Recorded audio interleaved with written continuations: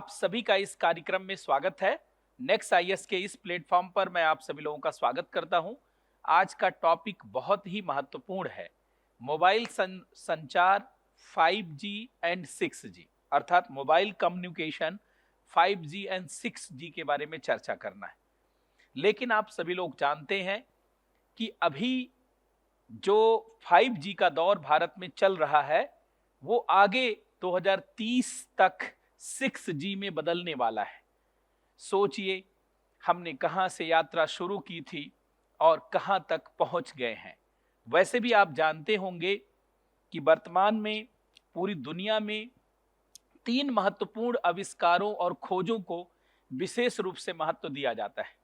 कहा जाता है कि मानवता के 3 बड़े आविष्कार हैं। आग का आविष्कार जिसने आदि मानव को मानव बनाया, पहिए का आविष्कार जिसने मानव को सामाजिक मानव बनाया और इंटरनेट का आविष्कार जिसने मानव को वैश्विक मानव बनाया। अर्थात इंटरनेट ने पूरी दुनिया को एक ग्लोबल विलेज में बदल दिया। लेकिन आप जानते हैं ये कैसे संभव हुआ? ये मोबाइल के संचार के कारण संभव हुआ। जब मोबाइल पर इंटरनेट आया तभी इतना व्यापक हो पाया। आज के इस सेशन में हम लोग वही चर्चा करने वाले हैं। लेकिन एक बार मैं आपको बहुत पीछे ले चलना चाहता हूं। 31 जुलाई 1995 का समय वो याद करिए जब भारत में मोबाइल संचार की शुरुआत हुई थी और दिल्ली के संचार भवन से तत्कालीन केंद्रीय संचार मंत्री सुखराम ने कोलकाता के राइटर बिल्डिंग्स में बैठे हुए तत्कालीन पश्चिमी बंगाल के मुख्यमंत्री ज्योति बसु से बात किया और वहीं से मोबाइल के संचार की शुरुआत हो गई। लेकिन आज वो मोबाइल केवल संचार का साधन नहीं है। आज मोबाइल पूरी तरीके से आर्थिक गतिविधियों का एक केंद्र बन गया है। अर्थात आप कहेंगे कि स्मार्ट इंडस्ट्री को हम मोबाइल से आज संचालित करने लगे हैं और मोबाइल में हम बहुत सारी सुविधाओं को एक साथ लेने लगे हैं। चाहे वो ई गवर्नेंस की फैसिलिटी हो, ई कॉमर्स की हो, वेरियस टाइप के ट्रांसपोर्टेशन की फैसिलिटी हो, ई एजुकेशन हो, ई हेल्थ हो और कई तरीके का और भी बहुत नई टेक्नोलॉजी का उपयोग जिसमें इंटरनेट ऑफ थिंग्स का बहुत व्यापक उपयोग आप देख रहे होंगे। स्मार्ट सिटी से लेकर के स्मार्ट विलेज और स्मार्ट विलेज से लेकर के smart home, smart factory, smart office, ये सब मोबाइल संचार के कारण ही संभव हुआ। लेकिन आने वाले समय में यह और भी बड़ा हो सकता है। इसको आप 5G और 6G को समझ करके बहुत आसानी से जान सकते हैं। 5G वर्तमान की तकनीक है, 6G भविष्य की तकनीक होगी। सबसे पहले हमें यह समझने की आवश्यकता है कि जब हम 5G, 6G, 4G, 3G, 2G इन सब शब्दों का प्रयोग करते हैं तो इन सब शब्दों का अर्थ क्या है? आखिर 1G का क्या मतलब है, 2G का क्या मतलब है, 3G का क्या मतलब है, 4G का क्या मतलब है, 5G का क्या मतलब है और 6G का क्या मतलब होगा? ये सारी चीज अगर हमें समझ में आएगी तो एग्जाम में पूछे जाने वाले प्रश्नों से आप आसानी से उसे टैकल कर पाएंगे, पूछे जाने वाले प्रश्नों का बहुत अच्छे से उत्तर दे पाएंगे। ना केवल पीटी में बल्कि मेंस में पूछे जाने वाले प्रश्नों और इंटरव्यू में पूछे जाने वाले प्रश्नों को भी बहुत आसानी से आप डिस्पोज कर पाएंगे, उसको सेटल कर पाएंगे, अच्छे से उसे कर पाएंगे। तो चलिए आज के इस कार्यक्रम की शुरुआत करते हैं। मैं 2 चीजों पर आपका ध्यान दिलाना चाहूंगा। देखिए, अगर भारत में देखा जाए, अगर आप भारत में देखें तो भारत में संचार की शुरुआत कैसे हुई? भारत में संचार, संचार शब्द नहीं बोलना चाहिए बल्कि बोलना चाहिए दूर संचार, क्योंकि संचार तो हम आसपास भी करते हैं, संचार तो हम क्लास में भी कर रहे हैं। इसके लिए हमें कोई बहुत ऐसी डिवाइस की जरूरत नहीं होती। हमें एक ऐसी डिवाइस की जरूरत होती है जो हमारी प्रॉक्सिमिटी में, हमारे आसपास में हमको जोड़ दे। लेकिन संचार शब्द जब हम लोग यूज करते हैं, जैसे हमने कहा कम्युनिकेशन, तो इसका मतलब ही होता है टेली कम्युनिकेशन, इसका मतलब होता है टेलीकॉम अर्थात टेली कम्युनिकेशन, बहुत दूर तक संचार। और बहुत दूर तक संचार अगर भारत में देखा जाए तो कब शुरुआत हुई? आपने पढ़ा होगा इतिहास, 1851 में डलहौजी के द्वारा सबसे पहले टेलीग्राफ की शुरुआत की गई। टेलीग्राफ, टेली माने होता है दूर, ग्राफ माने चित्र होता है। टेली माने होता है दूर और ग्राफ का मतलब होता है चित्र, सिंबल।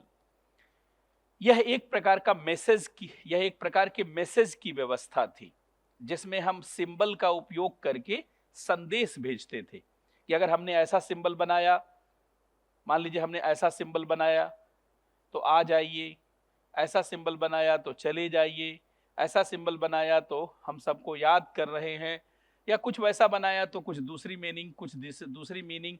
इस तरीके से टेलीग्राफ में कम्युनिकेशन होता था। अर्थात टेलीग्राफ जो है एक तरीके के मैसेज की व्यवस्था थी। लेकिन आपको पता होगा टेलीग्राफ तो इस्टेब्लिश हो गया धीरे धीरे। 1851 में घोषणा की गई, 52, 53 तक आते आते भारत में इसकी शुरुआत हो गई। कोलकाता में सबसे पहले इसे शुरू किया गया, तो यहां पर टेलीग्राफ शुरू हो गया। लेकिन टेलीग्राफ से सिर्फ मैसेज की सुविधा थी, सिर्फ मैसेज देने की सुविधा थी, संदेश देने की सुविधा थी, बातचीत करने की सुविधा नहीं थी।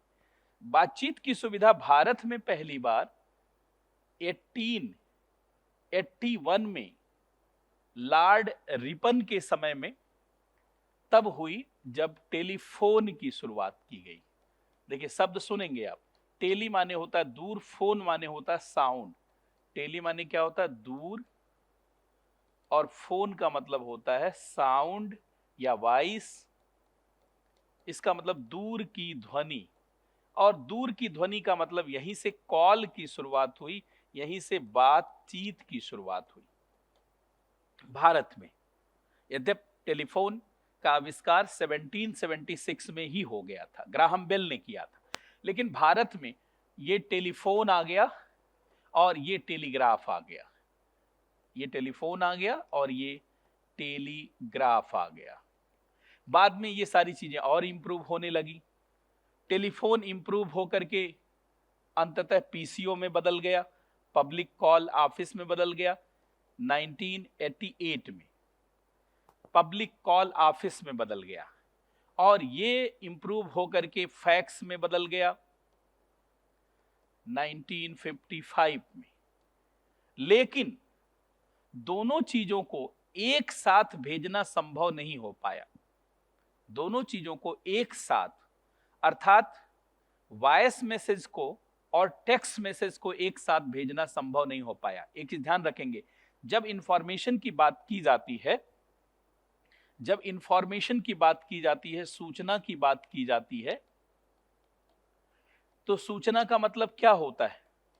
मीनिंगफुल डाटा को सूचना कहा जाता है। थोड़ा बेसिक समझ लें, मीनिंगफुल डाटा को सूचना कहा जाता है।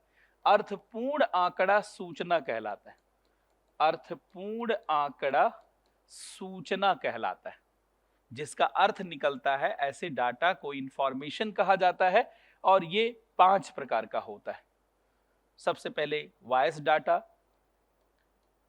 जब व्यक्ति का जन्म होता है, कोई भी व्यक्ति जब जन्म लेता है, बच्चा होता है, तो सबसे पहले यही डाटा उसके पास होता है। बच्चा रोते हुए जन्म लेता, लोग कहते हैं आ गया मेरा बच्चा। ये वॉइस डाटा है। साउंड डाटा है, ये साउंड डाटा सबसे आसान होता है इसको ट्रांसमिट करना, इसको भेजना, इसको कहा जाता है ध्वनि आंकड़ा। और आसान भाषा में इसको कॉल कहा जाता है। कॉल करना, बातचीत करना, अगर हम टेक्नोलॉजी की भाषा में, टेलीकॉम की भाषा में बात करें। दूसरा डाटा होता है टेक्स्ट डाटा। दूसरा डाटा होता है टेक्स्ट डाटा। टेक्स्ट डाटा का मतलब आप कोई मैसेज, कोई रिटर्न, कोई मैसेज भेजना चाहते हैं, कोई लिखित आंकड़ा या रिटर्न डाटा भी कह सकते हैं, कोई लिखित आंकड़ा आप भेजना चाह रहे हैं, तो सबसे पहले बातचीत करना, साउंड डाटा, और फिर कोई मैसेज भेजना, ये 2 डाटा सबसे महत्वपूर्ण था। फिर धीरे धीरे और सारे डाटा बढ़े। तीसरे नंबर पे आया पिक्चर डाटा, चित्र भेजना। पिक्चर डाटा, पिक्चर डाटा का मतलब वीडियो क्लिप नहीं, इसको वीडियो डाटा भी कहा जाता है, इसको चित्र आंकड़ा भी कहा जाता है, इसको वीडियो डाटा भी कहा जाता है, इसको चित्र आंकड़ा भी कहा जाता है, इसको चित्र आंकड़ा कहा जाता है। इसके बाद आप देखिए वीडियो क्लिप आया चौथे नंबर पे, वीडियो क्लिप।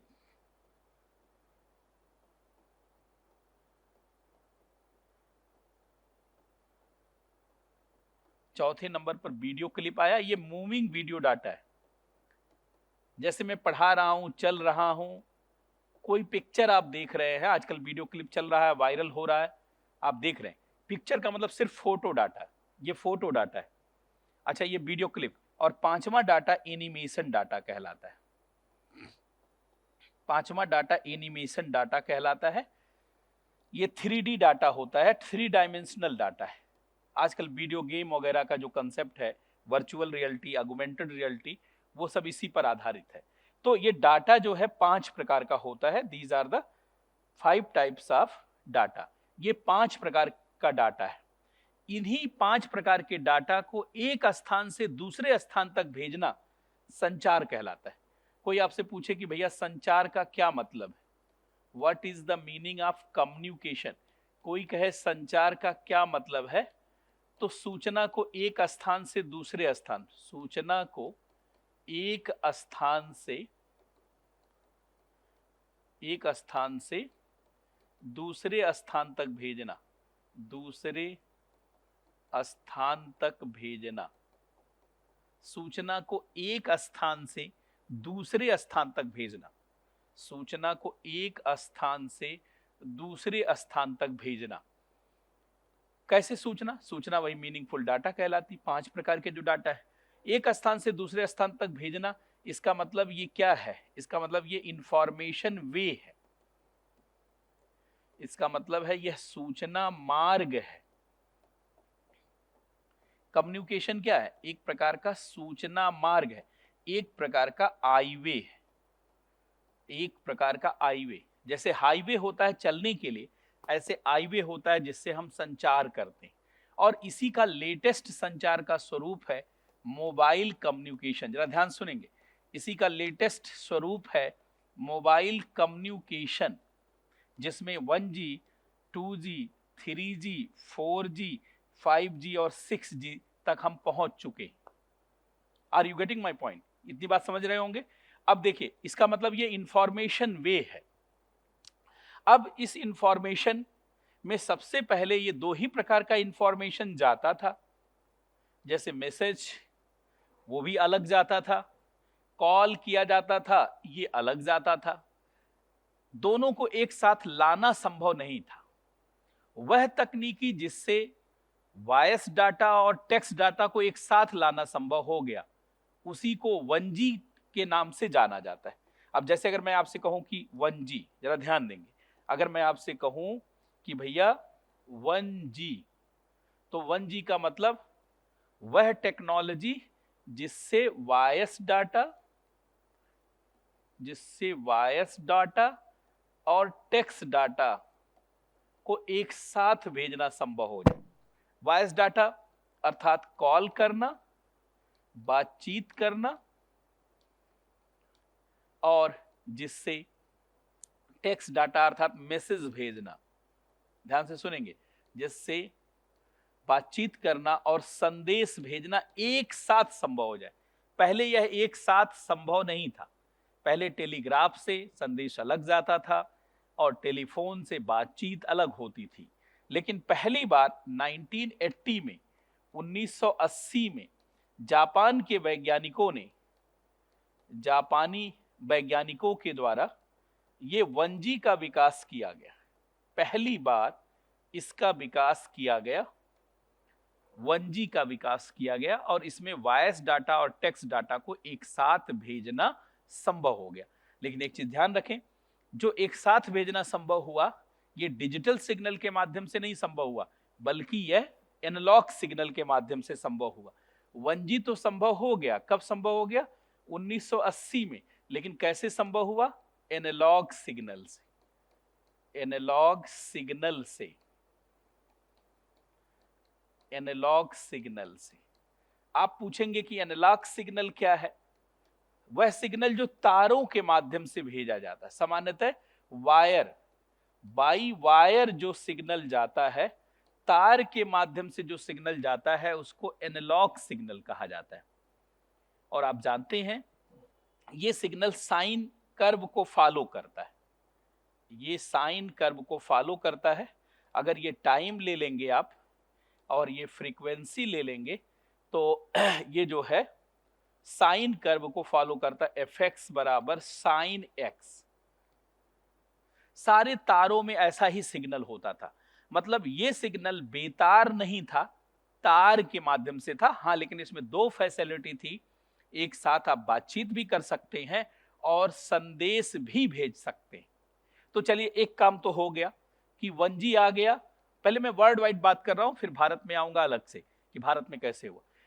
अब देखिए, ये एनालॉग सिग्नल, एनालॉग सिग्नल से संभव हो गया और इसमें एक साथ दो चीज संभव हो गई, कॉल करना संभव हो गया, मैसेज भेजना संभव हो गया। ये 1980 में शुरू हो गया।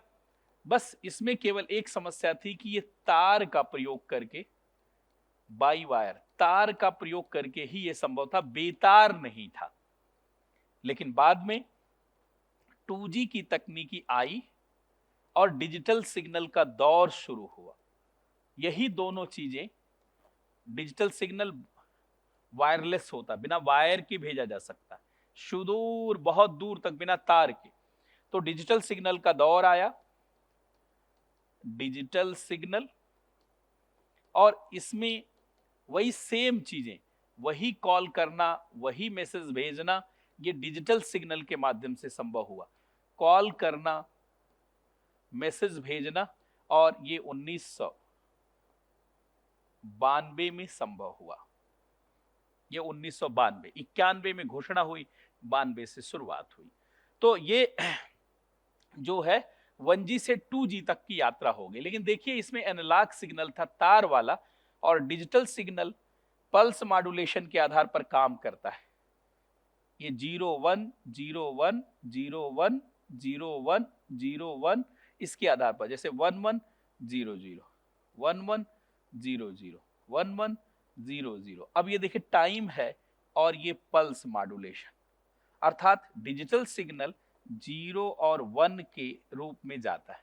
अब 01 में 00, 01, 10 और 11, ये चार संभावनाएं हैं। ये डिजिट का प्रयोग किया गया, इसलिए डिजिटल सिग्नल कहा जाता है, इसे अंकीय सिग्नल कहा जाता है। आप सोच रहे होंगे ऐसा करने से क्या हो गया, ऐसा करने से क्या नहीं हो गया। पहली बात तो सूचना की गति, डाटा ट्रांसफर की गति बहुत तीव्र हो गई। दूसरी बात, बिना तार के संचार संभव हो गया, कहीं भी जा सकते हैं, रोमिंग संभव, अर्थात अपना फोन लेकर के कहीं भी, कहीं से बंध करके कि भाई एक दायरे में बंध करके बातचीत करने का दौर खत्म हुआ। तो यहां से यहां तक की यात्रा एक बड़ी यात्रा मानी जाती है दुनिया के लिए।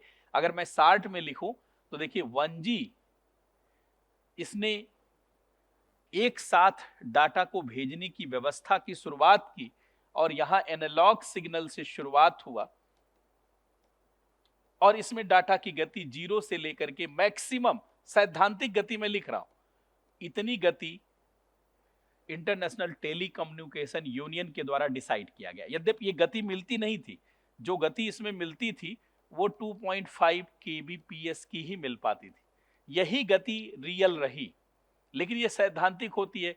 जैसे हम पढ़ते हैं तो हम कहते हैं कि टॉप करेंगे, IAS बनेंगे, पहली रैंक आएगी, लेकिन पहली रैंक ना आकर के 88 रैंक आ गई। तो एक रेंज है, उसके बीच में हम एक संभावना को लेकर के काम करते हैं, और उसके बीच में एक रियल अप्रोच हो पाता है, एक रियल हमारा सेटअप बन पाता है। तो ये हुआ। लेकिन एक देखिए बड़ी यात्रा हुई 1G से 2G। अब 2G में डिजिटल सिग्नल आ गया, ये डिजिटल सिग्नल आ गया, ध्यान से सुनेंगे।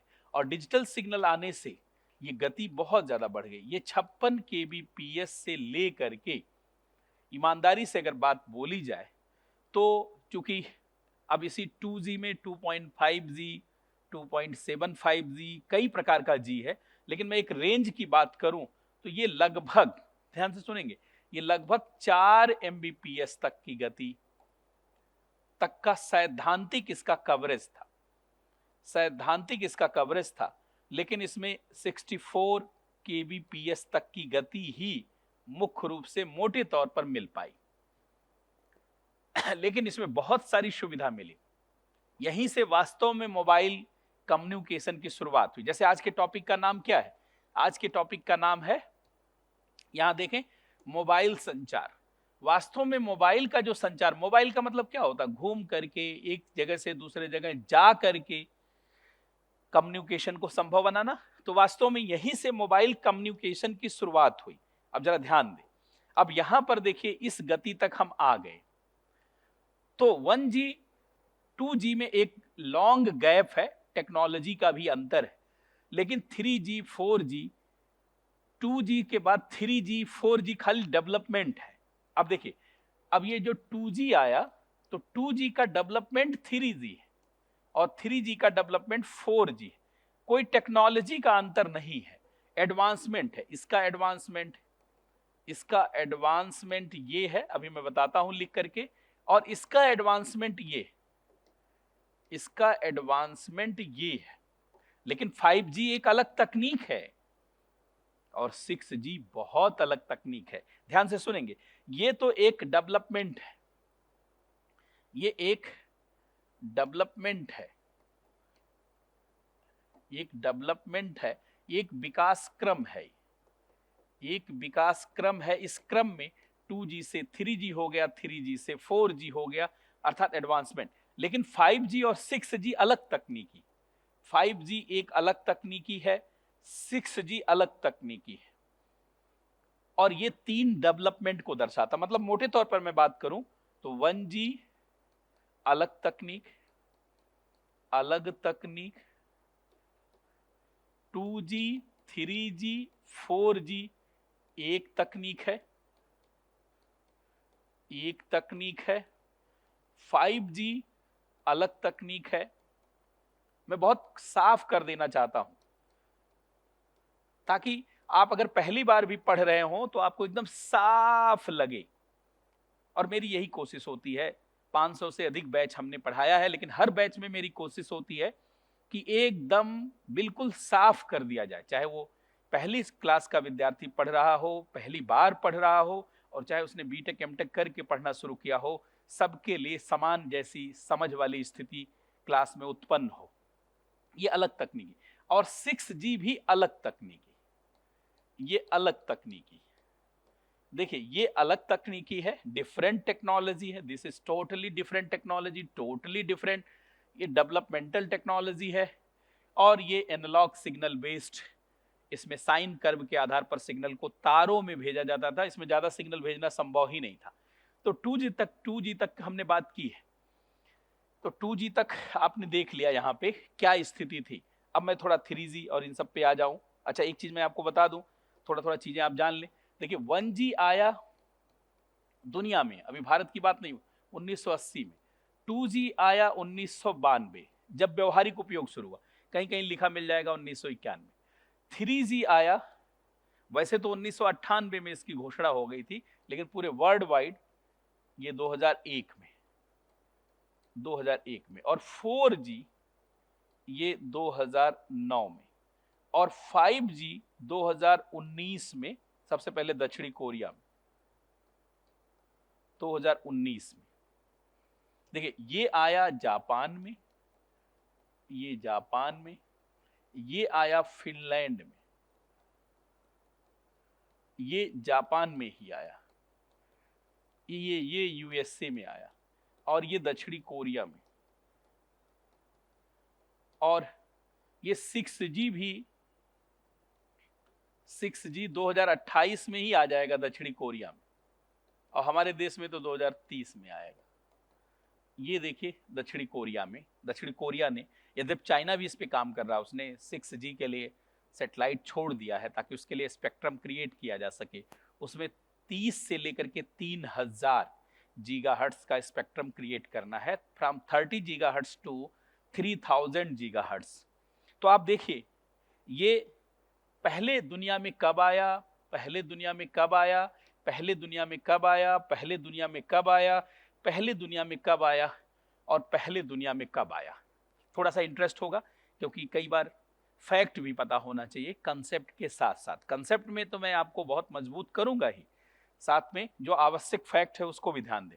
अच्छा, भारत में अगर देखिए, भारत में अगर आप देखें तो 1G ये 1988 में जब पीसीओ की शुरुआत हुई, पब्लिक कॉल ऑफिस की, और इसके बाद 2G की शुरुआत ये भारत में 1995, इसी के साथ मोबाइल शुरू हुआ, यद्यपि इसको व्यवहारिक होते होते 1999 लग गया।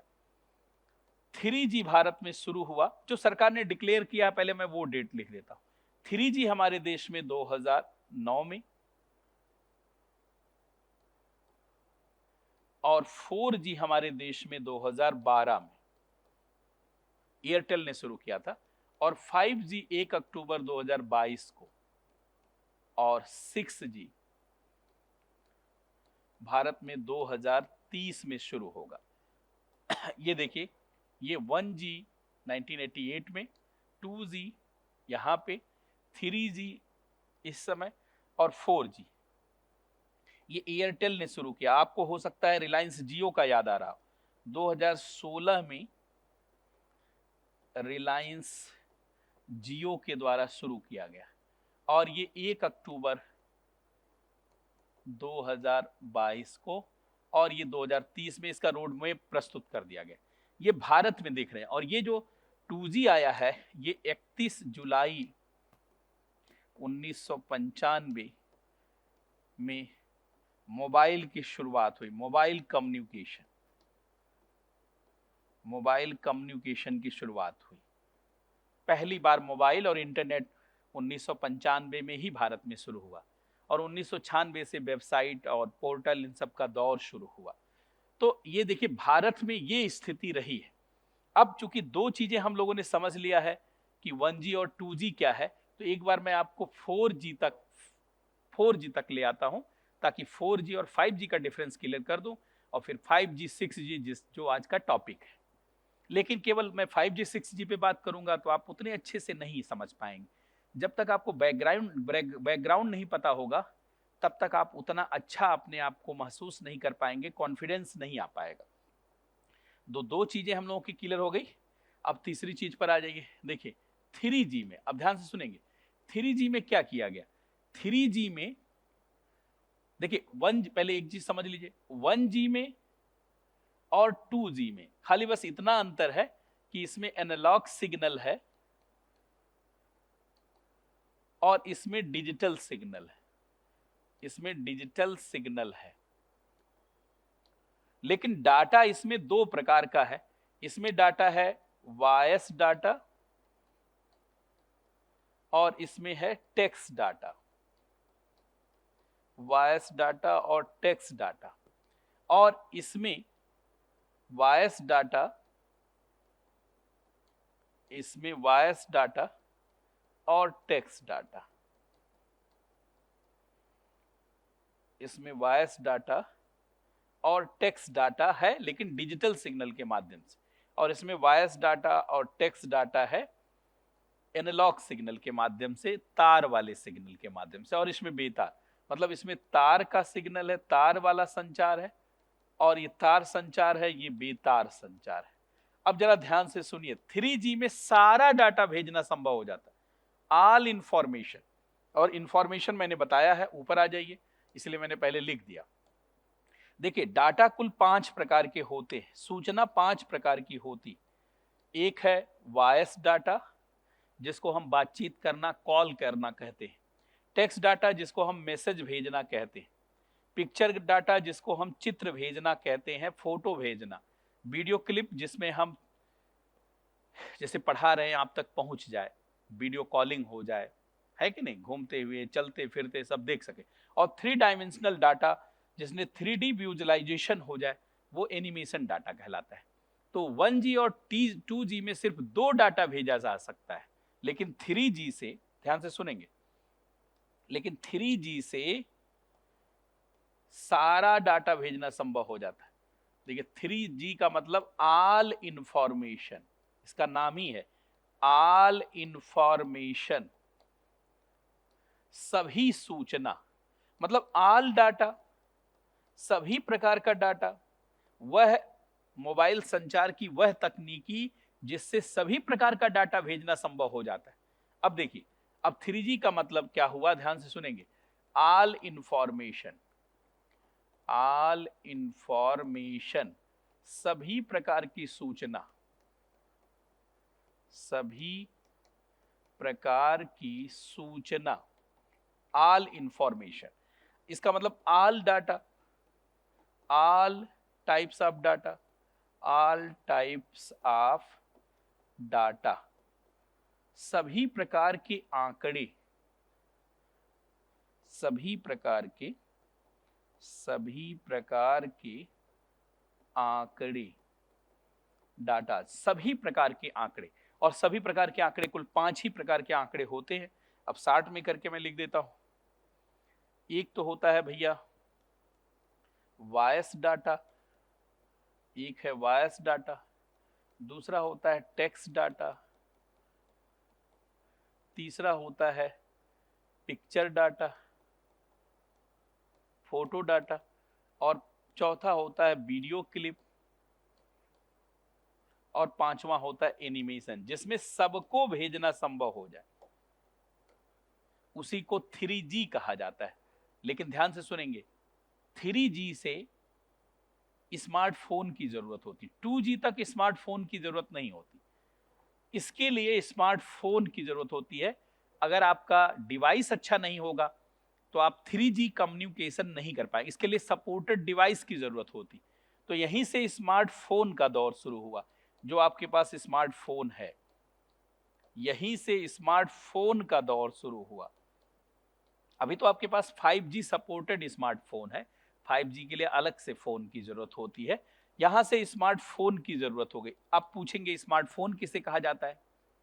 जब किसी मोबाइल में कंप्यूटर जैसी ऑपरेटिंग क्षमता का विकास हो जाता, मतलब जब मोटे तौर पर जाने, जब मोबाइल की क्षमता कंप्यूटर जितनी हो जाती है तो उसे स्मार्टफोन कहा जाता है। स्मार्टफोन और कंप्यूटर में बहुत अंतर नहीं होता। आप देखिए स्मार्टफोन कैसे चलता है।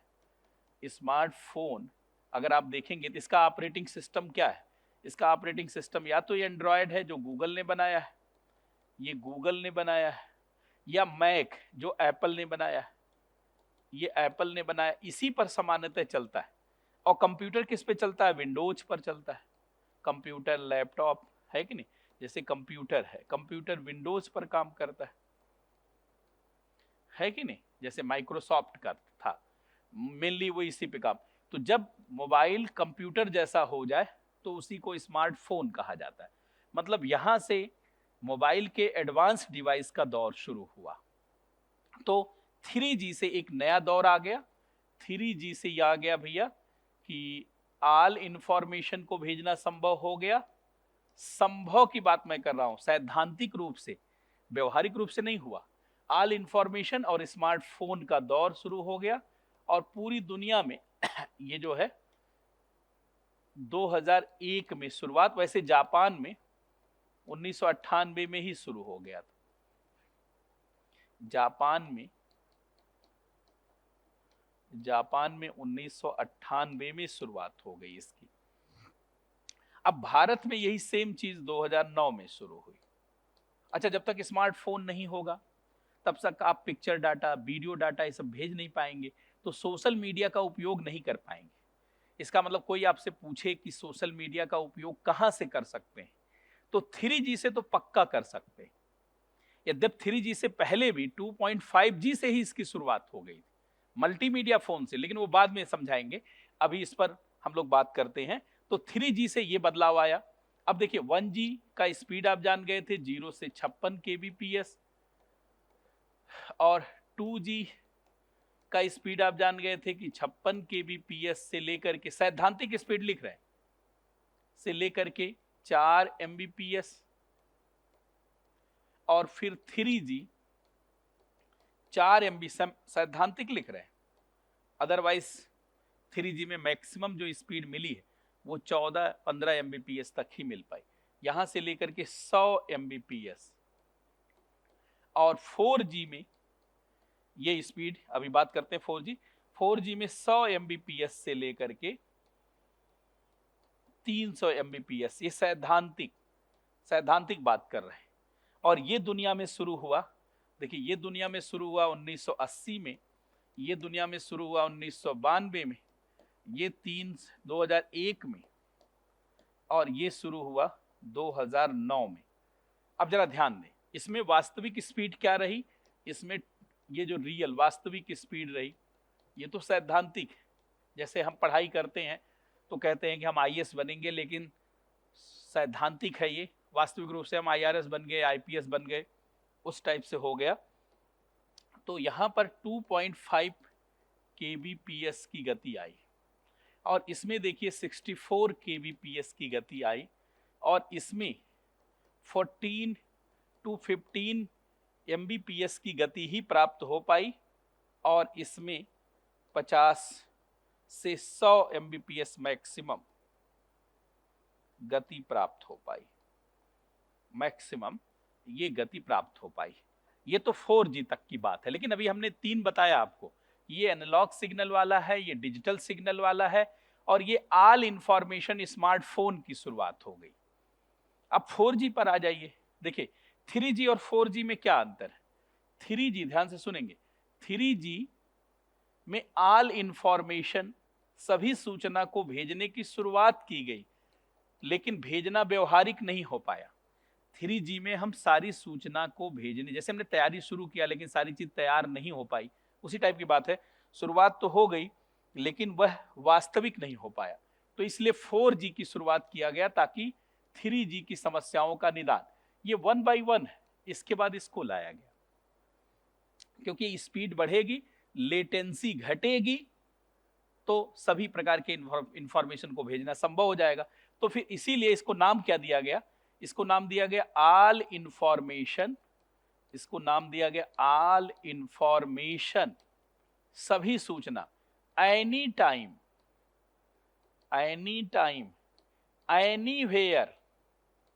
एनीवेयर विथ सेम स्पीड, कहीं भी हो, विथ सेम स्पीड, किसी भी प्रकार की सूचना को समान गति के साथ भेजा जा सकता है। ये कहता है ऑल इंफॉर्मेशन, सभी सूचना, जो 5 प्रकार की सूचना, एनी टाइम, किसी भी समय में, दिन में, रात में, एनीवेयर, कहीं भी रह करके, रोमिंग में भी है चाहे जहां है, समान स्पीड के साथ। ये सैद्धांतिक रूप से 4G में ये लक्ष्य रखा गया। और आपने देखा कि ये जो है 2009 में शुरुआत हुई, भारत में तो 2012 में शुरू हुई, और रिलायंस जियो ने 2016 में इसकी शुरुआत किया। तो यहां से वीडियो कॉलिंग की जो सुविधा है वो बहुत व्यवहारिक हो गई। देखिए 2 चीजें यहां से बेहतर हुई, वीडियो कॉलिंग एकदम व्यवहारिक हो गई, और सोशल मीडिया बहुत व्यवहारिक हो गई। यहां से सोशल मीडिया जो फेसबुक, यूट्यूब, ट्विटर, जिसको एक्स प्लेटफॉर्म कहा जाता है, इंस्टाग्राम, ये सब यहां से व्यवहारिक हो गया और वास्तव में उपयोग में आने लगा। Are you getting my point? 4G तक हमने बात कर ली। अच्छा, ये 4G ध्यान से सुनेंगे, अब ये 1G हमारे देश में अलग रहा, 2G अलग, 3G अलग, 4G यहां तक हम बात कर रहे हैं। ये भारत में अगर बात किया जाए तो ये 1988 में देवांग मेहता और सैम पित्रोदा, सत्यनारायण गंगाराम पित्रोदा, जिन्हें भारत में संचार तकनीकी का जनक कहा जाता, father of telecom technology in India, और देवांग मेहता जिनको आउटसोर्सिंग का जनक कहा जाता है, इंफॉर्मेशन टेक्नोलॉजी के लिए जाना जाता है, और FC कोहली, फकीर चंद्र कोहली जो TCS के संस्थापक रहे, जिन्होंने सॉफ्टवेयर इंडस्ट्री में कमाल किया, उन सब के प्रयास से ये हुआ। और ये हमारे देश में 1995 में, और ये हमारे देश में 2009 में, और ये हमारे देश में 2012 में। एयरटेल ने शुरू किया, लेकिन इसमें भी क्रांति तब आई जब रिलायंस जियो आ गया। 2016 में जब जियो आ गया, उसने फ्री किया, आपको याद होगा। तो वो एक दौर जब नोटबंदी हुई थी। तो यहां तक ये डेवलपमेंटल है। ये देख रहे हैं कि 2G को आगे बढ़ाने के लिए कि और इंफॉर्मेशन आ जाए, 3G आया, और 3G को आगे बढ़ाने के लिए 4G आया। अर्थात ये डेवलपमेंटल टेक्नोलॉजी। लेकिन 5G अलग है, इसलिए मैं पहले 4G और 5G पे चर्चा कर देता हूं। देखिए 4G का आइडिया आपको हो गया, अब 5G पे मैं बात करता हूं, ध्यान से सुनेंगे। 4G में देखिए, ध्यान से सुनेंगे कि 4G में जो हम फ्रीक्वेंसी यूज करते थे, वो यूज करते थे 1 से लेकर के 6 गीगा हर्ट्ज की फ्रीक्वेंसी यूज कर रहे थे। लेकिन इसमें जो हम फ्रीक्वेंसी यूज कर रहे हैं, ये फ्रीक्वेंसी है जो भारत सरकार यूज कर रही है, 24 गीगा हर्ट्ज से लेकर के 66 giga hertz. Are you getting my point? इसमें 66 गीगा हर्ट्ज। अच्छा, इसमें जो हम तरंग यूज कर रहे हैं, ये माइक्रोवेव्स का प्रयोग कर रहे हैं। देखिए ये रेडियो तरंगों का प्रयोग कर रहे हैं, रेडियो वेव्स। लेकिन कौन सा रेडियो वेव? 60 रेडियो का। इसमें हम 60 रेडियो का प्रयोग कर रहे हैं। लेकिन इसमें ध्यान से सुनिएगा, इसमें हम प्रयोग कर रहे हैं, इसमें हम लोग क्या प्रयोग कर रहे हैं? इसमें हम लोग स्पेस वेव्स का प्रयोग कर रहे हैं, जिसको कहा जाता है मिलीमीटर वेव्स। ये जगदीश चंद्र बसु ने खोजा था, मिलीमीटर वेव। ये मिलीमीटर वेव का प्रयोग करते हैं, यही वो तरंगे हैं। आप पूछेंगे मिलीमीटर तरंगे क्या है? मिलीमीटर तरंगे उन तरंगों को कहा जाता है जिनसे सैटेलाइट को सिग्नल भेजा जाता है, इसीलिए इनका नाम स्पेस वेव है, स्काई वेव नहीं, स्पेस वेव। ये अंतरिक्ष की तरंगे, अंतरिक्ष तरंगों का प्रयोग कर रहे हैं, ध्यान से सुनना है। ये अंतरिक्ष तरंगे, इनका देख रहे हैं आप फ्रीक्वेंसी बहुत ज्यादा है। इन्हीं सिग्नल का प्रयोग करके सैटेलाइट को सिग्नल भेजा जाता है।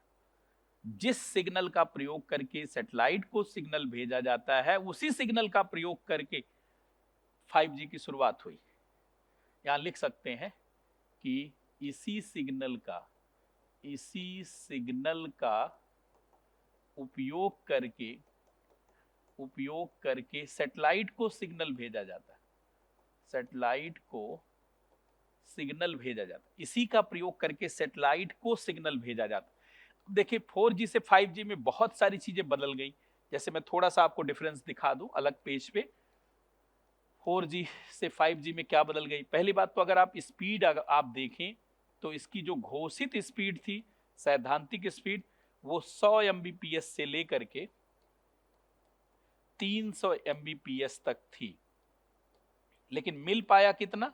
50 से लेकर के 100 Mbps, वो भी अच्छी डिवाइस होने की स्थिति में।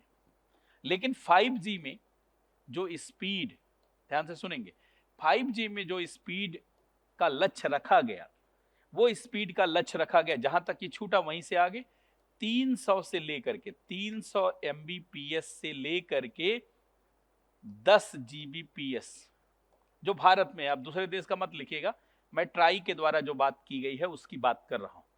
ये देखिए 300 Mbps टू 10 Gbps तक की स्पीड का इसमें लक्ष्य रखा गया। इसमें अगर आप स्पीड देखें मिल कहां तक रही है, तो आप इसमें देखा जाए तो स्पीड 200 से लेकर के, थोड़ा कम है, 200 से लेकर 600 Mbps तक की स्पीड मिल पा रही, इतनी स्पीड। लेकिन अब इसकी तुलना में आप देखिए तो ये ज्यादा ही स्पीड है, इसकी तुलना में ज्यादा स्पीड है। अर्थात जब हम यहां से यहां यात्रा कर रहे हैं तो बहुत चेंज दिख रहा। इतने ही चेंज से बहुत बदलाव आ जाता है। आप कहेंगे 5G के आने से क्या आ गया?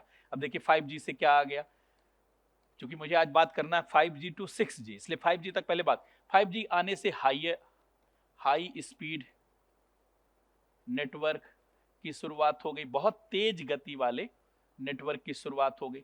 लेटेंसी, लोअर लेटेंसी या लो लेटेंसी। लेटेंसी क्या होता है? बहुत कम लेटेंसी, विलंबता कहा जाता है, कम विलंबता।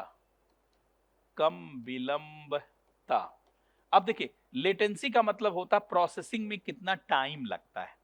जैसे कोई भी, जैसे आपने टाइप किया उपेंद्र अनमोल, या आपने टाइप किया नेक्स्ट आईएएस, या मेड इजी आपने टाइप किया गूगल पर, आपने टाइप किया, कितने देर में रिजल्ट शो हुआ, मतलब डाटा को एक स्थान से दूसरे स्थान तक भेजने में लगा हुआ समय, ये डाटा को कितना समय लगता है, डाटा ट्रांसफर का समय, डाटा ट्रांसफर का समय, डाटा के ट्रांसफर में कितना समय लगता है, दैट इज लेटेंसी। और आपको ये जान करके आश्चर्य होगा कि 4G की जो लेटेंसी थी, अगर मैं लेटेंसी की बात करूं, कितनी विलंबता है लेटेंसी, इसको देवनागरी में ही लिख देते हैं, 4G से 5G और 5G से 6G, क्योंकि अब 6G आने वाला है तो बातचीत तो शुरू कर दी जाए। अब देखिए इसमें जो लेटेंसी थी ये 50 मिली सेकेंड की थी, 50 मिली सेकेंड, मतलब कोई रिजल्ट आप सर्च करेंगे तो प्रोसेसिंग में 50 मिली सेकेंड का समय लगेगा, लेकिन इसकी लेटेंसी जानते हैं केवल 5 मिली सेकेंड, मतलब जैसे आपने सर्च किया जल्दी ही रिजल्ट आ गया। और इसका जो लेटेंसी है, ये लेटेंसी 1 मिली सेकेंड, अर्थात आप एक तरीके से देखा जाए, एक तरीके से देखा जाए तो सर्च करते ही तुरंत, ये रियल टाइम रिजल्ट है, रियल टाइम डाटा ट्रांसफर है, ये वास्तव में रियल टाइम डाटा ट्रांसफर होगा, अभी तो है नहीं, डाटा ट्रांसफर होगा। जैसे आपने सर्च किया कि नेक्स्ट आईएएस, आपने सर्च किया गूगल पर नेक्स्ट आईएएस, तुरंत सर्च करते ही आ गया। तो आप सोचिए इससे ये 10 गुना कम लेटेंसी है इसकी, इससे 10 गुना कम लेटेंसी है इसकी, ये 10 गुना कम है, 10 गुना कम लेटेंसी है। और इससे ये देखिए 5 गुना कम लेटेंसी है, 5 गुना कम। और लेटेंसी जितना कम होता है टेक्नोलॉजी उतनी ही अच्छी मानी जाती है संचार की, क्योंकि डाटा का ही तो सारा खेल है। अब पता चला आपने फेसबुक खोला तो आप कहते हैं लाइए ब्रश कर लेते हैं तब तक आ जाएगा, लाइए नाश्ता कर लेते हैं तब तक सर्च कर रहे हैं खुल जाएगा। अरे भैया लेटेंसी बहुत ज्यादा है इसका मतलब, लेकिन आपने सर्च नहीं किया और चीजें आ गईं, इसका मतलब लेटेंसी बहुत कम है। अच्छा लेटेंसी जैसे कम होगा बहुत सारी टेक्नोलॉजी का सपोर्ट मिलने लगेगा। आप जरा ध्यान दीजिए, बहुत सारी टेक्नोलॉजी का सपोर्ट मिलने लगेगा। जैसे देखिए 5G में किस चीज का सपोर्ट मिलने लगेगा, अब लेटेंसी कम है, इसकी लेटेंसी कम है, जरा ध्यान से सुनेंगे, इसकी लेटेंसी 5 मिली सेकेंड है, यद्यप ये सैद्धांतिक है, व्यवहारिक रूप से 5 से 20 के बीच में, लेकिन चूंकि क्लास में हम एक मानक के आधार पे ही बात कर सकते हैं, बाद में मूल्यांकन करते हुए भले कह सकते हैं, तो इसकी लेटेंसी 5 मिली सेकेंड है। तो ऐसी स्थिति में अब इस पर क्या, अब बहुत सारा यूज कर सकते हैं, जैसे इंटरनेट आप थिंग्स में इसका उपयोग कर सकते हैं। इंटरनेट ऑफ थिंग्स क्या है कि इंटरनेट से सारे उपकरणों को जोड़ देना, स्मार्ट होम बना देना, स्मार्ट होम बना देना, बाद में स्मार्ट विलेज बना देना, स्मार्ट विलेज बना देना, और बाद में स्मार्ट सिटी बना देना, सारी चीजें जुड़ी हुई। लेकिन ये उतना ताकत नहीं है इसमें, 6G तो वास्तव में क्रांति ला देगा, इंटरनेट ऑफ थिंग्स में महाक्रांति कौन ला देगा, जब 1 मिली सेकेंड हो जाएगा तब तो ड्राइवर, अच्छा ऑटोमेशन में क्रांति आ जाएगी इससे, ऑटोमेशन में, ऑटोमेशन का मतलब हर चीज ऑटोमेटिक होने लगेगी, मशीनें ही मशीनों को चलाएंगी, ऑटोमेशन, इसमें ऑटोमेशन में क्रांति, क्रांति तो नहीं लेकिन ऑटोमेशन की शुरुआत, जैसे ड्राइवरलेस कार आ जाएगी, जैसे ड्राइवरलेस कार आ जाएगी, पायलटलेस विमान आ जाएगा, पायलटलेस विमान आ जाएगा, एयरक्राफ्ट आ जाएगा, तमाम रोबोट संचालित होने लगेंगे, ड्रोन काम करने लगेंगे, क्योंकि लेटेंसी, ड्रोन काम करेगा जो, और पता चला जब सिग्नल को प्रोसेस करने में ज्यादा समय लग जाएगा तब तक ड्रोन गिर सकता है कि नहीं। इसका मतलब है कि इसके आने से बहुत सारी न्यू टेक्नोलॉजी, 4G में तमाम नई टेक्नोलॉजी नहीं शुरू हो पाई थी, 5G में बहुत सारी नई टेक्नोलॉजी शुरू हो गई, मतलब एक तरीके से देखा जाए तो 5G नई टेक्नोलॉजी को पैदा करने वाला एक मोबाइल कम्युनिकेशन है। कौन कौन सी नई तकनीकी, जैसे इंटरनेट ऑफ थिंग्स को, जैसे क्लाउड कंप्यूटिंग को, जैसे क्लाउड सर्विसेज, कंप्यूटिंग मत बोलिए, जैसे क्लाउड सर्विसेज को, है कि नहीं, या जैसे ऑटोमेशन को, जैसे ऑटोमेशन को, या जैसे वर्चुअल रियलिटी को, जैसे ऑगमेंटेड रियलिटी को, इस तरीके की बहुत सारी नई चीजों को ये जन्म दे रहा है। हाँ, रोबोटिक्स और ड्रोन का भी यह प्रयोग सिखा रहा है, रोबोटिक्स का, ड्रोन का, और मशीन, मतलब मशीन लर्निंग का दौर शुरू हो गया, मशीनें ही मशीन को चलाएंगी, आर्टिफिशियल इंटेलिजेंस का दौर शुरू हो गया, क्योंकि प्रोसेसिंग तेज होगी तो मशीनें निर्णय ले लेंगी। Are you getting my point?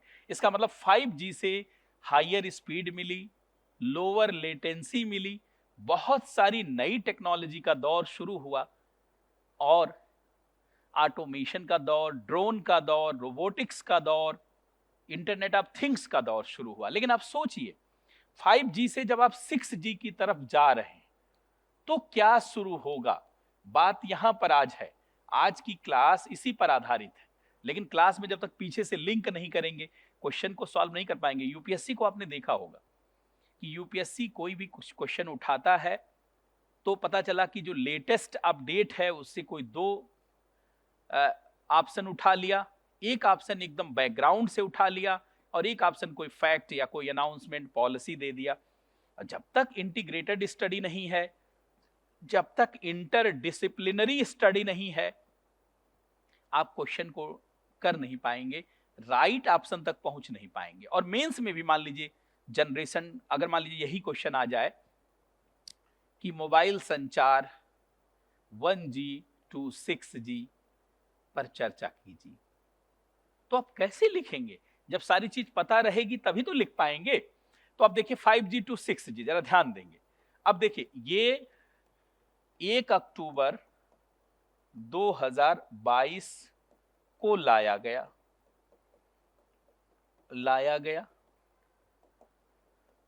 इसमें जो इसकी बैंडविड्थ रही है, मतलब जो इसकी फ्रीक्वेंसी रही है, जिस फ्रीक्वेंसी का प्रयोग संचार के लिए किया जाता है उसी को बैंडविड्थ कहा जाता है। घबराए मत करिए, जब मैं कभी बैंडविड्थ शब्द का प्रयोग करूं तो फ्रीक्वेंसी के समूह को कहा जाता है, और जिस फ्रीक्वेंसी का प्रयोग संचार के लिए किया जाता है उसे बैंड कहा जाता है।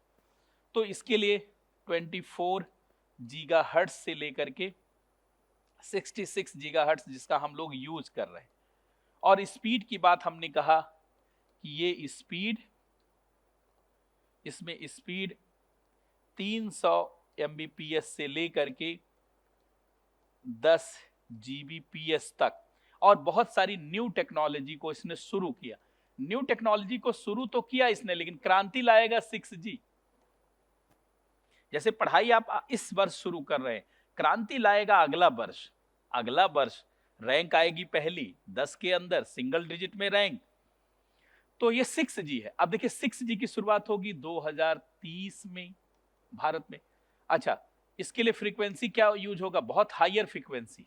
अब देखिए इसमें 30 गीगाहर्ट्ज से लेकर के 3000 गीगाहर्ट्ज, इसको नीचे लिख देते हैं, यहां दिखेगा नहीं। इसके लिए 30 गीगाहर्ट्ज से लेकर के 3000 गीगाहर्ट्ज का प्रयोग है 2030 में। इसके लिए 2030 में 30 गीगाहर्ट्ज से 3000 गीगाहर्ट्ज। और एक चीज और ध्यान रखिए, अच्छा इसका जो स्पीड है वो मैक्सिमम स्पीड जानते हैं 1 TBps तक जाएगी, टेराबाइट पर सेकंड। और टेराबाइट्स पर सेकंड का मतलब जानते हैं 1000 Gbps को कहा जाता है। इतना तक इसकी स्पीड रहेगी। इससे अंदाजा लगा लीजिए, जब इतना स्पीड रहेगी, ये फ्रीक्वेंसी रहेगी, तो कितनी बड़ी क्रांति आएगी? बहुत बड़ी क्रांति आएगी। जरा ध्यान से सुनेंगे। अब देखिए, पहली बात तो देखिए 5G यहां लिख देते हैं, और 6G, 5G और 6G, जरा ध्यान देंगे। पहली बात तो हायर स्पीड है, हायर स्पीड। किसकी तुलना में? इसकी तुलना में। Lower latency, lower latency. कोई आपसे पूछे कितनी स्पीड, तो 1 टेराबाइट पर सेकेंड, और कोई पूछे कितनी लेटेंसी, 1 मिली, सब याद होना चाहिए, 1 मिली सेकेंड। देखिए अगर आप यूपीएससी के एग्जाम में जा रहे हैं तो बहुत बेहतरीन तरीके से पढ़ना शुरू कर दीजिए। पढ़ाई ही आपके जीवन का रास्ता खोलेगा। अगर आप पढ़ेंगे बहुत अच्छे समझ के साथ तो आपकी जिंदगी पलट जाएगी। डॉक्टर भीमराव अंबेडकर ने कहा था, शिक्षा शेरनी की दूध की तरह है, जो पीता है वही दहाड़ता है। नेक्स्ट आईएएस में हम लोग इसी जो डॉक्टर भीमराव अंबेडकर का वाक्य है, इसको एकदम वास्तविक स्वरूप दे रहे हैं और विद्यार्थियों के हित में लगातार नेक्स्ट आईएएस में काम किया जा रहा है। तो इसका लोअर लेटेंसी, आप देखिए लोअर लेटेंसी हो गया, ध्यान सुनेंगे, इसकी लेटेंसी लोअर है, हाइयर स्पीड है। अब क्या नहीं संभव होगा? अब हर चीज संभव होगा। देखिए क्या होगा, न्यू टेक्नोलॉजी में क्रांति, new technology revolution, new technology revolution, revolution को मैं चलिए पूरा ही लिख देता हूं। नई तकनीकी में क्रांति, ध्यान से सुनेंगे, नई तकनीकी क्रांति, नई तकनीकी क्रांति। नई तकनीकी में कौन सी क्रांति? जैसे देखिए, जैसे ऑटोमेशन में क्रांति, ऑटोमेशन रेवोल्यूशन, ऑटोमेशन क्रांति, ऑटोमेशन, हर चीज ऑटोमेटिक हो जाएगी। अभी तो मनुष्य जानते हैं मशीनों को चलाता है, मशीनें ही मशीनों को चलाएंगी, मशीनें बुद्धिमान हो जाएंगी। तो ऑटोमेशन में इससे क्रांति आ जाएगी, ड्राइवर लेस कार आ जाएगी, पायलट लेस विमान आ जाएगा, सेल्फ ऑपरेटेड डोर आ जाएगा, सेल्फ ऑपरेटेड इंडस्ट्री आ जाएगी।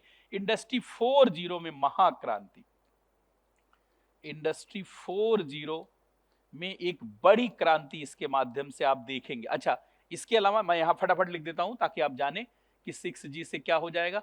पहली बात तो देखिए, न्यू टेक्नोलॉजी का विस्तार होगा, न्यू टेक्नोलॉजी का ये बहुत तेज विस्तार, जैसे ड्रोन एकदम व्यवहारिक होगा क्योंकि 1 मिलीसेकंड में इंफॉर्मेशन को पा जाएगा, रोबोट बहुत तेजी से काम करेगा, इंटरनेट ऑफ थिंग्स बहुत तेजी से काम करेगा, मशीन लर्निंग, आर्टिफिशियल इंटेलिजेंस, और इसके अलावा जितनी भी वर्चुअल रियलिटी, ऑगमेंटेड रियलिटी, सब पढ़ाना पड़ेगा तब जान पाएंगे। ये सब में बहुत बड़ा बदलाव आएगा, ये बहुत बड़ा बदलाव आएगा।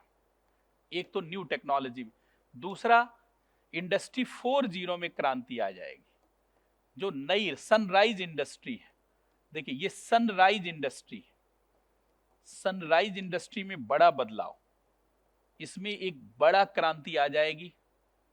अच्छा, इसके अलावा डिजिटलाइजेशन में एक बड़ी क्रांति होगी, डिजिटलाइजेशन में एक बड़ी क्रांति होगी, डिजिटलीकरण में बड़ी क्रांति, क्योंकि डिजिटलाइजेशन में अभी समस्या क्या है, प्रोसेसिंग कम है, कई बार सर्वर डाउन हो जाता है, चीजें चल नहीं पाती हैं और लोग कहते हैं बेकार है, इससे अच्छा हाथ से काम कर लिया जाए। तो ये डिजिटलाइजेशन में एक बड़ी क्रांति। अच्छा, इसके अलावा जरा ध्यान सुने, इसके अलावा क्या होगा, इसके अलावा एनर्जी इफिशियंसी बढ़ेगी, क्योंकि 6G में जब स्पीड ज्यादा है, लेटेंसी कम है, तो एनर्जी इफिशियंसी इसकी ज्यादा रहेगी। इसमें एनर्जी इफिशियंसी बढ़ेगी। इसका मतलब है बैटरी जल्दी खराब नहीं होगी, बैटरी जल्दी डिस्चार्ज नहीं होगी, तो ऊर्जा बचेगी ना। जब ऊर्जा बचेगी तो कार्बन फुटप्रिंट, इससे एनर्जी बचेगी। ध्यान से सुनेंगे, 6G क्लाइमेट के अनुसार है, इससे ऊर्जा बचेगी, इससे एनर्जी सेविंग होगी, क्योंकि ये एनर्जी सेविंग डिवाइस है, इससे एनर्जी सेविंग होगी, तो कार्बन फुटप्रिंट घटेगा, कार्बन फुटप्रिंट ये घटेगा, एनर्जी सेविंग होगी, कार्बन फुटप्रिंट घटेगा, क्योंकि बार बार चार्ज करने की जरूरत नहीं होगी डिवाइसेस को। ये बहुत बड़ी बात है, प्रोसेसिंग में समय लगता है तो बार बार जानते चार्ज करना पड़ता है। तो लोअरिंग कार्बन एमिशन होगा, lowering carbon emission, lowering carbon emission, carbon emission इससे जानते हैं बहुत कम होगा। अच्छा, टेलीमेडिसिन में बड़ी क्रांति आ जाएगी, टेलीमेडिसिन में बड़ी क्रांति आएगी। टेलीमेडिसिन दूर चिकित्सा, जिसमें टेली सर्जरी शुरू हो जाएगी, टेली हेल्थ की शुरुआत होगी। टेली सर्जरी, अभी सर्जरी नहीं होती क्योंकि प्रोसेसिंग में ज्यादा टाइम लग गया तो कोई अंग खराब हो सकता है। टेली सर्जरी, टेली हेल्थ, ऐसे बहुत सारी फैसिलिटीज शुरू हो जाएगी। एक चीज और ध्यान रखिए, स्मार्ट सिटी की शुरुआत होगी, स्मार्ट विलेज की, हर चीज आपस में जुड़े होंगे। Smart city, smart village, smart home, और वेल कनेक्टेड और बहुत कायदे से मॉनिटरिंग संभव होगी। Smart village, smart home, smart factory, monitoring और इन्विजिलेशन बेहद आसान हो जाएगा, बेहद आसान हो जाएगा, बहुत आसान हो जाएगा। और क्लाइमेट फ्रेंडली है ये, पहले की तुलना में ये क्लाइमेट फ्रेंडली भी है। पहले की तुलना में ये क्या है भैया, ये पर्यावरण मित्र तकनीकी भी है। अगर क्वेश्चन आए कि 5G और 6G में कौन पर्यावरण के अनुकूल है, तो 6G is more environment friendly technology than 5G। मुझे लगता है आप समझ पा रहे होंगे। अब इसमें 6G में चुनौतियां क्या है, चैलेंजेस क्या है। जिस चीज में संभावना होती है उसमें चुनौतियां भी होती है। इसमें चैलेंजेस क्या है, इसमें बाधाएं क्या है, इसमें चिंताएं क्या है, इसमें थ्रेट क्या है।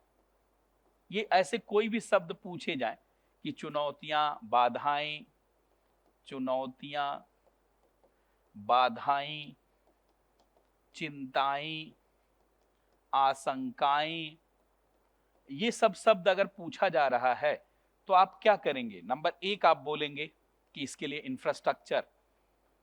पहली बात तो इसके लिए R&D अभी पूरा नहीं है, शुरुआती दौर में R&D अभी पूरा नहीं है, अभी पूरा नहीं है। 2 चरणों में R&D चल रहा। प्रधानमंत्री ने घोषित किया था 2023 में, 6G की घोषणा तो 2023 में हुआ ना कि इस पे हम काम कर रहे हैं और 2030 तक लाएंगे।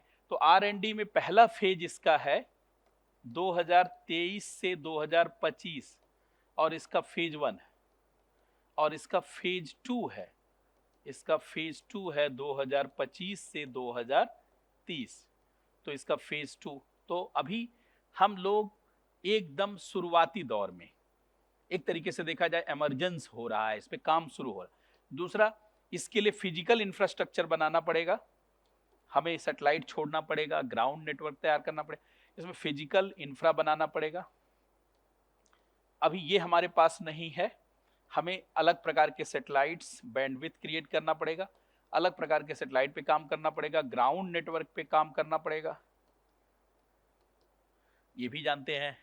इसके लिए भी अच्छा, रेगुलेटरी चैलेंज भी आएगा। अब ये ट्राई तो नहीं काम कर पाएगी, खैर ट्राई के स्थान पे दूसरी संस्था लाई जा रही है, लेकिन रेगुलेटरी चैलेंज भी आएगा, रेगुलेटरी चैलेंज भी आएगा, नियामक चुनौतियां भी आएंगी, नियामक चुनौतियां आएंगी। अच्छा, इसके अलावा निवेश की जरूरत होगी, भारी पैसे की जरूरत होगी, निवेश की जरूरत होगी। सरकार के पास वैसे संसाधन नहीं है, तो यहाँ निवेश की जरूरत होगी। अच्छा, ई वेस्ट, पहले की चीजें ई वेस्ट बन जाएंगी, पहले की चीजें ई अपशिष्ट बन जाएंगी, ई वेस्ट बन जाएंगी। बात समझ रहे हैं? अर्थात ये सब कुछ ऐसी चुनौतियां आपको दिख रही हैं। साथ में जब तक इसके साइबर सिक्योरिटी के लिए भी, इसके सुरक्षा की जरूरत भी होगी, साइबर सिक्योरिटी की भी चुनौती रहेगी, साइबर सिक्योरिटी की चुनौती रहेगी, अर्थात ये चिंताएं भी। और ज्यादा फ्रीक्वेंसी होगा तो हेल्थ के लिए भी, हेल्थ थ्रेट भी हो सकता है, ऐसा अभी हम मान के चलेंगे। वैसे तकनीकी में बहुत ज्यादा आशंका नहीं रखी जाती। जब राजीव गांधी के द्वारा कंप्यूटर लाया जा रहा था तो लोगों ने राजीव गांधी को कंप्यूटर बॉय कह के चिढ़ाया और संसद के 3 सत्र चलने नहीं दिए गए। लोगों ने कहा कंप्यूटर आने से भारी बेरोजगारी बढ़ेगी, लेकिन आपने देखा कंप्यूटर आने से 10-12 करोड़ नए रोजगार उत्पन्न हुए। और आज भारत पूरी दुनिया में IT रेवोल्यूशन में दूसरा स्थान रखता है, और भारत के इंजीनियर, भारत के वैज्ञानिक, टेक्नीशियन के कारण अमेरिका पहला स्थान रखता है। अमेरिकी IT इंडस्ट्री में 46% भारतीय काम करते हैं। तो तकनीकी के प्रति हमें आशंका नहीं रखना चाहिए, लेकिन फिर भी क्योंकि आप यूपीएससी में पढ़ रहे हैं तो आपका डायमेंशन क्लियर होना चाहिए, क्या सकारात्मक चीजें हो सकती हैं, क्या नकारात्मक हो सकती हैं। जब इन सारी चीजों को आप देखेंगे, सारी चीजों को समझेंगे, तो बहुत आसानी से आप पूरे टॉपिक को समझ पाएंगे। तो मुझे लगता है कि आपको ये चैप्टर बहुत अच्छे से समझ में आ गया होगा। ये चैप्टर आपको बहुत अच्छे से समझ में आ गया होगा। इसमें पीटी को लेकर के कई सवाल बन सकते हैं और मेंस को लेकर के भी सवाल बन सकते हैं। पीटी को लेकर के 5G से 6G, 6G से 6G की विशेषताएं, 4G से 5G या 1G से लेकर के भी पूछा जा सकता है। और मेंस में आ सकता है कि मोबाइल संचार की सभी पीढ़ियों पर चर्चा कीजिए, या मोबाइल संचार की नई पीढ़ी पुरानी पीढ़ी से बिल्कुल अलग तकनीकी के रूप में दिखाई पड़ती है, चर्चा करें। अच्छा, इसमें कई वैज्ञानिकों का भी रोल रहा, भारत के वैज्ञानिक। क्योंकि ये चर्चा हम लोग कर रहे हैं एक टॉपिक बेस्ड, तो इसको बड़ा नहीं करेंगे, लेकिन आप जानते हैं डॉक्टर आरोग्य स्वामी पॉलराज, डॉक्टर जगदीश चंद्र बसु, डॉक्टर अजय भट्ट, इन सब तकनीकों के डेवलपमेंट में बहुत रोल है और इस दिशा में भारत की सरकार काम कर रही है। अगर आप भारत में देखेंगे, मोबाइल हम लोगों ने शुरू किया 1995 में, और आज आप देखिए ये लगभग 30 वर्ष, 2024 में हम आ गए, लगभग 30 वर्ष ये होने वाला है। इसमें शुरुआत में इनकमिंग के लिए चार्ज लगता था, 2003 में इनकमिंग फ्री हो गया। पहले रोमिंग का चार्ज लगता था, 2017 में रोमिंग फ्री हो गया। पहले एक कंपनी परेशान करती तो कोई उपाय नहीं था, 2011 में पोर्टेबिलिटी की भी सुविधा हो गई। और 2004 में हमारे पास मोबाइल की संख्या टेलीफोन से अधिक हो गई, मोबाइल की संख्या टेलीफोन से, इसलिए इसको मोबाइल क्रांति के रूप में जाना गया। 2004 में ऐसी स्थिति आई। ऐसे बहुत सारी चीजें। अच्छा, इसके अलावा भारत की जो टेलीकॉम पॉलिसी उसको बदला गया, उसका नाम रख दिया गया डिजिटल इंडिया एक्ट 2023। इसको भी आपको ध्यान देना है।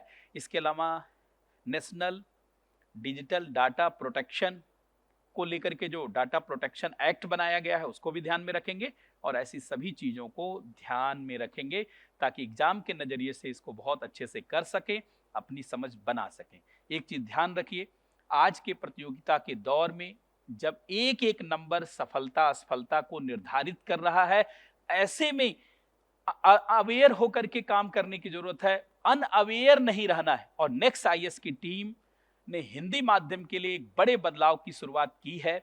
आप सभी लोग इससे जुड़ें और हिंदी माध्यम के रिजल्ट को सुधारने में एक तरीके से जो बड़ी पहल हो रही है उसका भागीदार बने, उसमें अपनी भागीदारी को सुनिश्चित करें। और हमारे टीचरों के द्वारा, जो बड़े बड़े टीचर हैं, उनके द्वारा की जाने वाली पहल से निश्चित रूप से आपको फायदा होगा, ऐसा हम सभी लोगों का विश्वास है। तो आज के इस सेशन में इतना ही। बहुत बहुत धन्यवाद, बहुत बहुत नमस्कार।